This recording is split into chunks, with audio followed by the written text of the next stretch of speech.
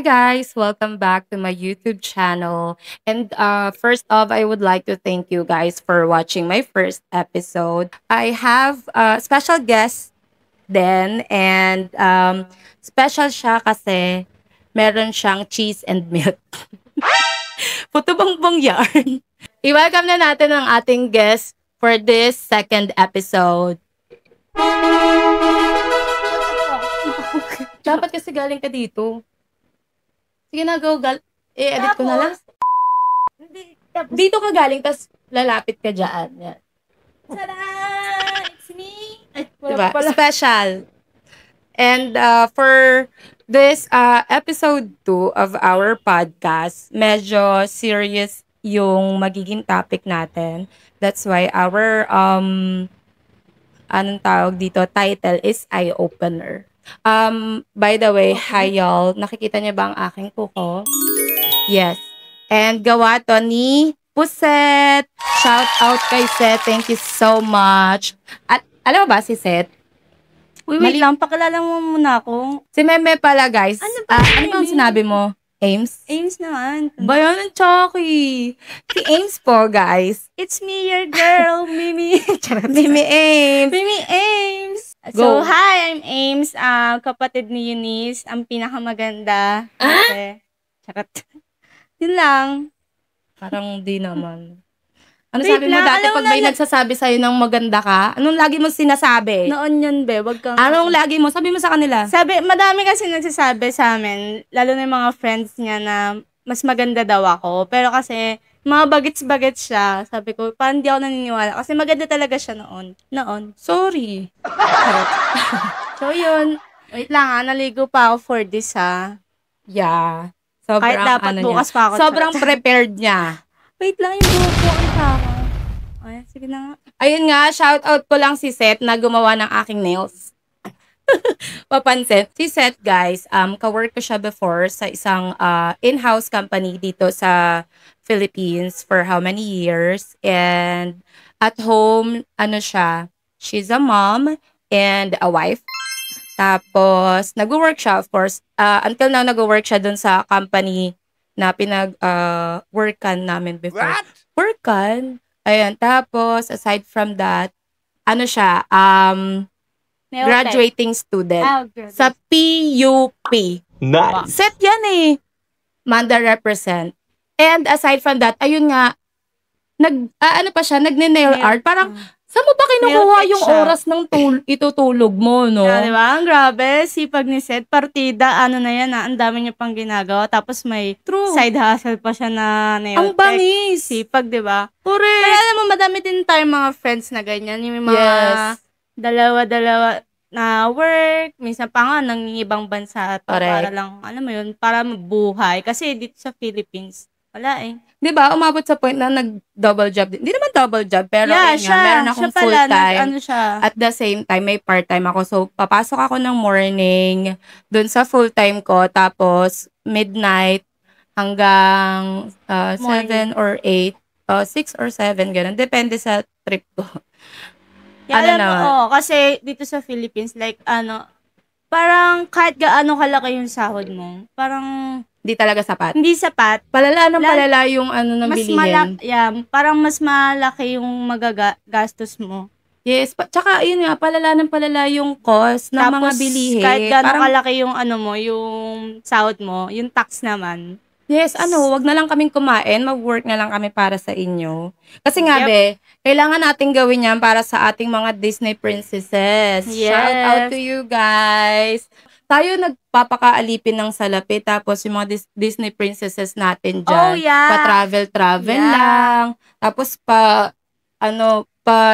tawag dito, pa-flex-flex na mga luxury, Yung stuff gigising ka na, na- na may ay parang bored ako. Gusto ko na pumunta. punta ako ng Switzerland, gano'n. Yes. Nainitan ako, punta ako ngayon ng Alaska, gano'n, Yes. 'di ba? Sana all. Pero na-shock talaga ako doon, Besa. Bumili siya ng Rolls Royce just because nakyutan siya Siya sa sa payong. Ang lala. Grabe yung ganong sana ganun lang yung problema ko. Wala kaming payong sa bahay. Bibili akong sasakyan kasi may bagong payong. Totoo.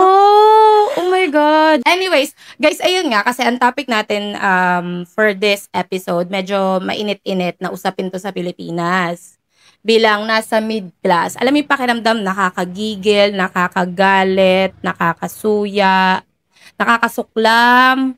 Pero, ang nararamdaman ko dito is lungkot. Same. 'Di ba? What more yung mga nasa lower class? Yeah, kasi sila kasi yung talagang, parang ano yun, yung, Mas naaapektuhan. kanto ka ba yun? Isang kahig, isang tuka. Yeah, yeah. Especially mga Oo, yon, yun 'di ba? na yung mga yung mga wala talagang bahay, like sa mga kalsada lang nakatira. Alam mo kung sobrang yaman ko lang, nako, 'Di ba parang, nga?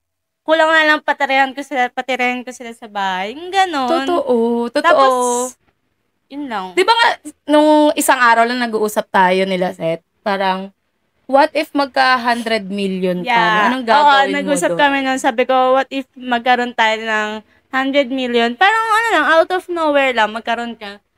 Tapos, Yes. ayun nga, inisip namin na siya, parang half savings, tapos yung iba, Business, tapos bahay Pamilya. ng mga pamilya, tig tapos isang sa bahay. isang million nga, alam ko hindi pa 1 or sapat yung 2 1 million. ganun. Yeah. Ipantutulong sa Yeah. mga nangangailangan. Sasabihin nyo na syempre sinasabi ko yan kasi wala lang, sinasabi ko lang yan ngayon, pero kung nandoon na tayo sa point No, na may hindi mga siya pera talaga, tayo sobrang ano niya talaga sa mga, lalo na sa mga oldies. sa mga matatanda. Yes, sobrang lambot ng puso ko. Ewan ko Yeah. kung bakit. Pero, ayun nga guys, pwede nyo sabihin na sinasabi ko lang yan para lang, wala lang, mema, ganon. Pero pag nasa puntong nadodoon ka na, may mga pera ka na, baka makalimutan mo na yung mga Yeah. taong Yung na sabi gusto ko sa mong kanya. tulungan, no? No, kasi dito tayo galing. Yeah. Unlike nung mga Disney princesses natin, pinanganak na silang mayayaman, guys. Pinayaman natin sila, sabi nga, 'di ba nila? Yeah, pero sabi nila, hindi mo naman like masisisi sila kasi ganun sila nabuhay eh. Pero tayo kasi parang galing tayo sa hirap. Tapos hindi pa tayo nakakaangat, nakakaranas pa tayo ng mga Yes, and nakikita kasi natin, Yeah, sila kasi bulag yeah. sa totoong sitwasyon ng Pilipinas. Nakikita nila pero nagbubulag-bulagan sila. Yes, correct. Kakaingit yung ganon. Anyways, tsaka yun nga tayo pa rin kasi, sige, okay, hindi kasalanan ng mga nasa itaas na tao or mayayaman na tao ang sitwasyon ng mga nasa lower class. But still, etong mga nasa itaas, hindi si Lord. Hindi si Lord, pero yung mga nasa itaas, sila yung dapat pinagtutuunan ng pansin ng ating gobyerno. Corrected by, Diyos Yes, ko. sila yung mas Hindi yung mga nangangailangan. road na maayos naman pero sinisiya. Mababash talaga tayo dito. Hindi, kasi tignan mo naman, lalo na dito sa Mandaluyong, madami ka talaga makikita na mga nasa paligid lang ng mga pulube, lalo na yung mga bata, madami dyan yung mga bata na talagang namamalimos Mga pa. naka-uniform pa, dediretso Oo, manlimos. naka-uniform pa. Mm. Wala, ganito lang. Pero siguro nga, kung siguro matino, eto, wala akong gustong anuhing tao or kahit sino sa politiko, wala. Pero kahit sino naman siguro pag mapagtatanto na kung matino lang yung namamahala sa isang bansa, let's say, naman. kunyari, Philippines, siguro walang ganon, walang lower class. Kung meron man, minimal lang, or hindi ganon kalaki yung percentage ng mga yun nga, ng mga nasa lower class. Totoo, sa ibang bansa nga makikita mo mga hindi pa halatang pulube kasi may mga binibigyan sila ng mga bahay-bahay ng gobyerno, may mga allowance pa sila. Correct. Ay, yun nga yung sinasabi ko din na sana yung budget ng Pilipinas Yung totoong budget, nadidistribute ng kompleto sa mga government agencies at nagagamit ng tama. Ang tama. Awa na lang. Yes. Diyos ko kayo, ang sarap-sarap ng mga kinakain nyo, ng tinutulugan nyo, ng mga ginagawa nyo. Yeah. Samantalang yung mga bumoto sa inyo, Hindi nyo 'di ba? Initsapwera nyo na nung naluklok na kayo. corrected by. Nakakalungkot lang, na alam nyo kasi na mauuto nyo yung mga nasa lower class. Yun talaga kasi yun. Mauuto nyo sa pagpapaawa ninyo, ganyan. Magbibigay ng mga ayuda. Mga kung anek-anek, ayuda. Nakakalungkot na ganun. Kaya ganun kababa ang tingin ng Ng mga ibang tao. yes, sa ng mga ibang lahi sa Pilipinas. Kasi kayo mismo ang baba ng tingin ninyo sa mga kapwa nyo Pilipino. Kaya lahat naman kasi talaga nag-uumpisa talaga sa leader eh. Doon talaga Totoo. Parang- Parang mag-bad words talaga. Charot. Charot lang. Di tayo magba-bad words dito. Anyways, ayun nga, recently kasi guys, talamak, and sobrang trending talaga ng nangyayari ngayon. Palala kasi ng palala yung mga baha sa iba't ibang parte ng Pilipinas, no? Lalayo ka pa dito lang sa may silo. Dito sa Mandaluyong, grabe ang lala. Grabe. Onting ulan lang, partida wala pang bagyo na babaha na yan. Diba? Sa atin, sa street po namin, guys, parang yung huling binagyo kami, parang, sa kay Manggi. binagyo kami. Binaha kami. Yolanda ba yon? Yolanda. Yung ang naging reason kung bakit nagkabaha nun is may humarang lang sa parang drainage. Pangalawa, last year ba yun or 2 years ago, yung na binaha tayo, na nakakashock na, may baha dito. Paano nangyari yun? Tas most recent is last week. Anong pangalan ng Ang bagay? bilis. Basta recently lang, nung Birthday siya. birthday ako, nag-celebrate ako ng birthday ko. Nagbubudol fight kami, binaha na kami. Correct. Nakakapagtaka kasi hindi ganun sa Sa amin. lahat ang daming bagyong dumating sa sa Correct. Philippines. Tapos kami minsan lang talaga, bilang lang sa 5 daliri at binaha kami. Yes, totoo yan. Sa dinami-dami ng bagyong Oo. pumasok sa Pilipinas, Pero nung last very time, seldom talaga tayong bahain. Kaya nakakashock. Kaya talagang magiging involved ka eh. Not because ngayon mo lang naranasan, just because palala siya ng palala. Totoo yan. Parang dati, malakas na bagyo talaga bago bumaha yung mga paligid. Pero ngayon parang onti pa lang. Sobrang Correct. lala na.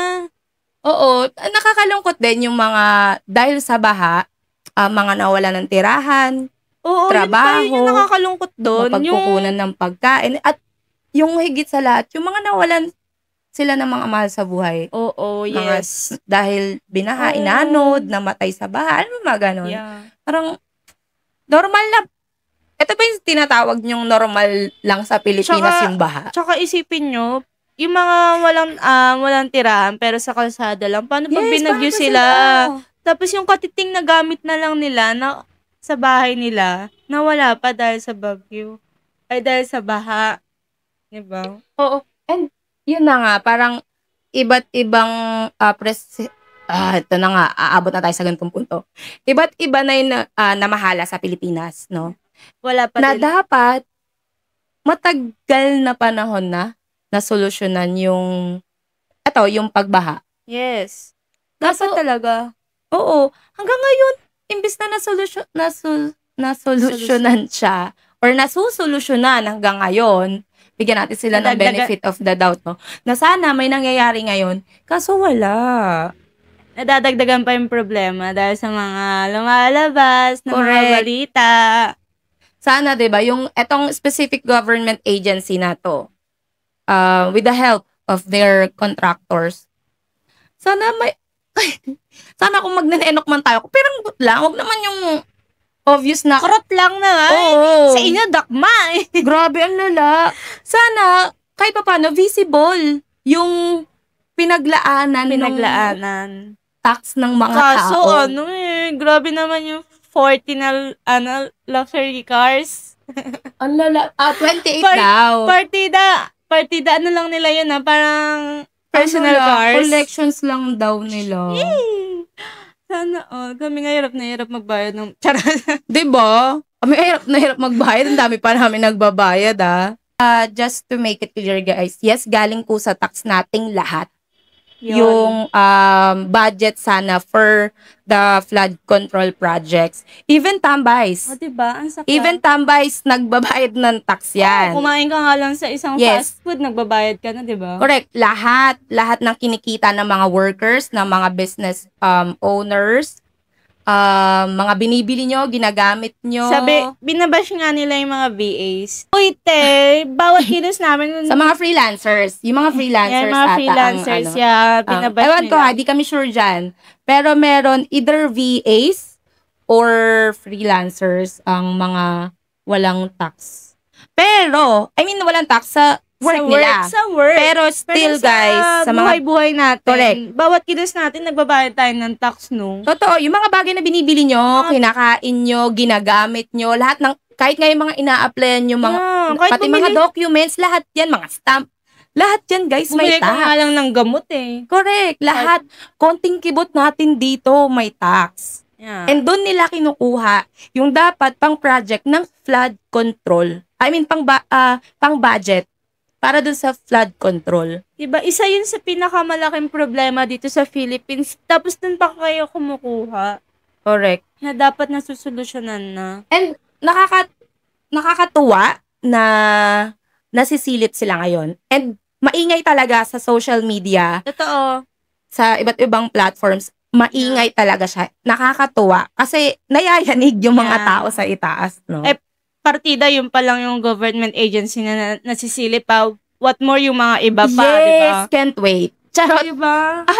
Ang sama. Pero totoo, can't wait na masilip. Sana lang yung yung pagpitik natin, mga tao sa paligid, pagpitik nila sa gobyerno na yan, sana mabuhayan sila na, parang mamulat sila na, grabe na itong mga to. Oo, parang, may maitatago pa ba tayo? Oo, na sana masolusyonan, sana. Tingnan mo, buti pa sa Japan, sa Singapore, US, tsaka, Oo, kahit grabe sila bagyuhin, no? oo, Netherlands, ata, China, ang gagara ng flood control system nila, guys. May babahaman, pero visible yung pinaglalaanan ng tax tsaka, ng mga tao. parang babahain man sila, pero ang bilis mawala. Diba? Correct, ang galing. Sana, di ba likas daw sa mga Pilipino na inggitero, manggagaya. Sana, ganong bagay yung ginagaya at kinaiinggitan natin sa ibang may inggit lahi. talaga tayo kasi nararanasan natin. Correct. Kaya shout out pala sa mga shout out sa mga influencers, be. Kasi parang maliban sa mga ibang kasi sila yung natin, yung way natin eh. Tayong mga normal na tao lang. Yes. Para lang yung mga ma-voice out. Simpleng tao ba?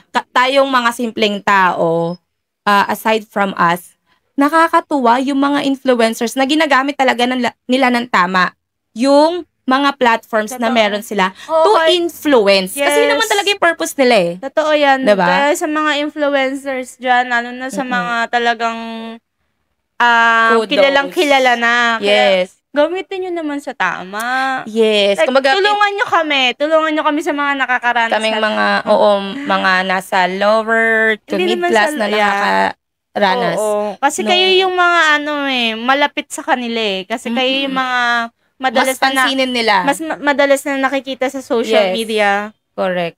Sinasabi nila sa mga viewers nila and fans nila na maging mulat tayo at maging bukas yung tenga at mata natin sa totoong nangyayari sa atin, sa totoong ginagawa ng mga nasa itaas sa ating mga nasa ibaba nila. Yeah. Hindi si Lord. Yung mga nasa itaas, alam nyo na yon. Galing, nakakatawa yung mga influencers. Guys, nasa demokratiko tayong bansa. So, please, practice your rights. Yes. Huwag kayong matakot or mahiya na mag-speak up. Yeah, ako dati wala akong pakialam sa mga ganyan-ganyan. Yes, totoo yan. Si Mel. Wala akong pakialam pag tinatanong nila ako. Uy, alam mo ba tagal? Sabi ko, sa totoo lang, hindi ko talaga alam. Pero di ba kasi tinanong kita nung isang beses? Yeah, pero yung parang ngayon na madami nang talaga nag-voice out sa mga gantong issues. Like, because, hindi na pala talaga dapat manahimik.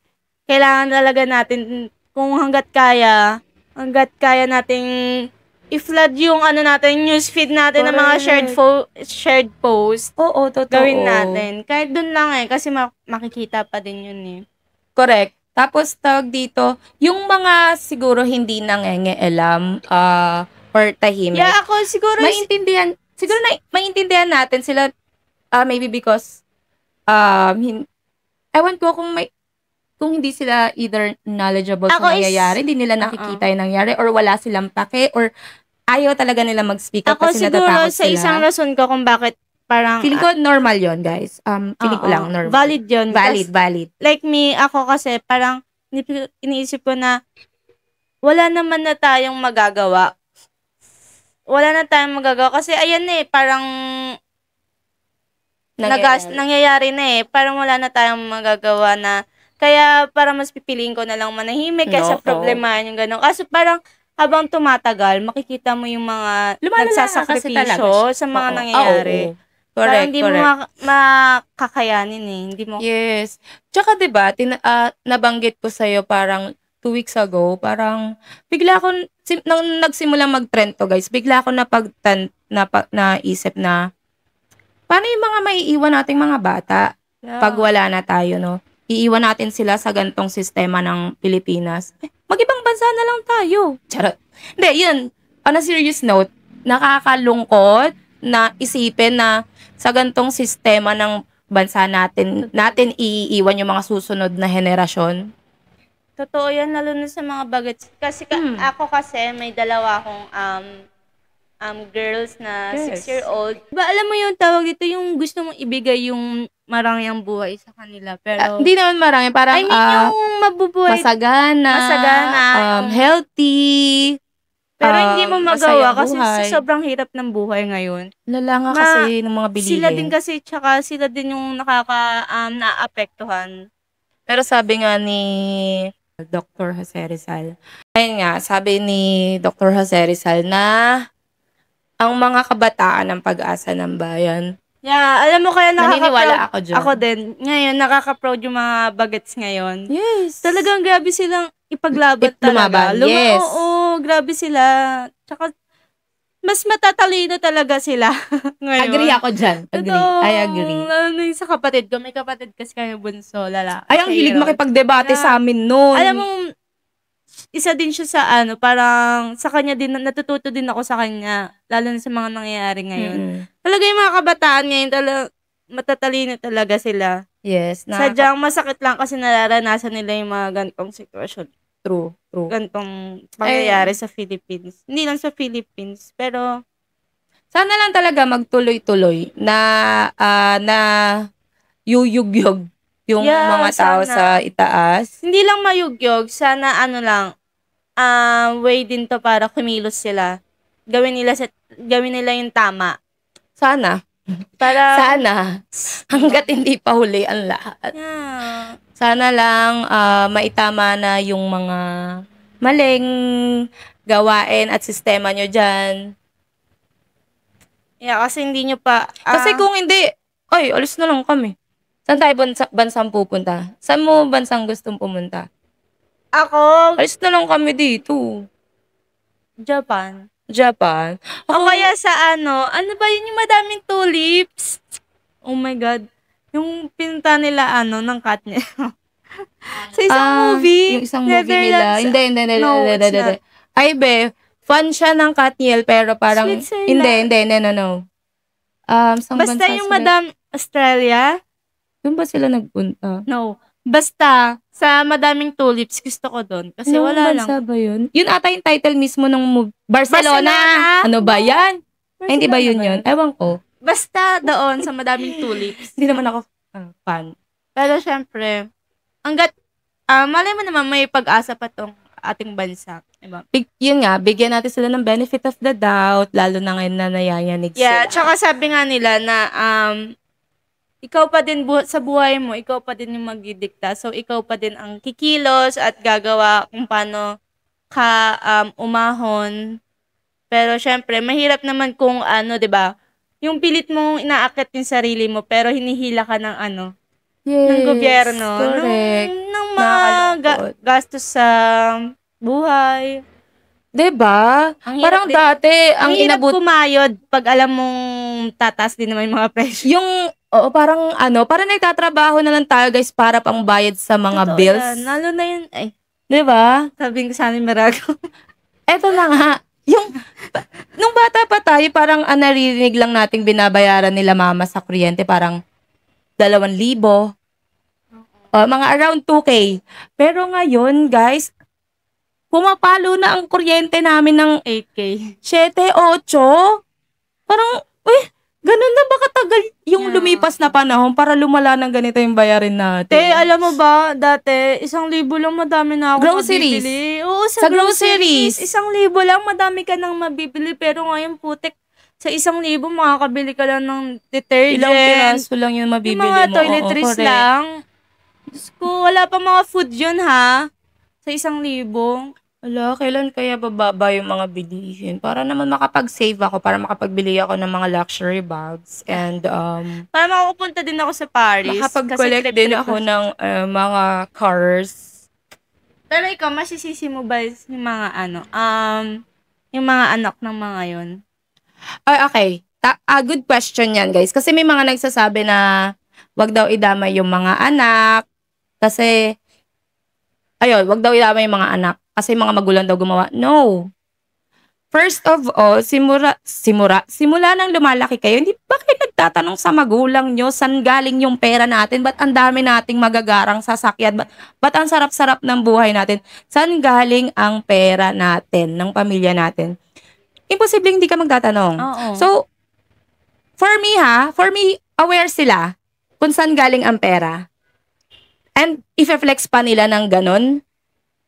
I-flex nyo ng Yun yung ganun. masakit dun eh. Yung piniflex mo pa, binavlog mo pa, Yes. pinapakita mo pa sa mga tao na, ay nako. So, yeah, masisisi ko rin sila na, I mean, they are receiving hates dahil deserve nila. For me, deserve nila yung mga hates. Okay. But ikaw, anong feeling mo ba? Ako 50-50 eh. Kasi parang, kung parang ako yung, anak ng mga yon, parang ang hirap kasi, syempre, magulang sila. So, parang, ang hirap silang, not kalabanin. Mm-mm. Pero, parang, ang hirap i-open sa kanila na, mali yung ganto, mali yung ganyan. Kasi magulang sila eh. Diba? Yan, mindset or tinuturo sa atin ng mga kinanununuan natin na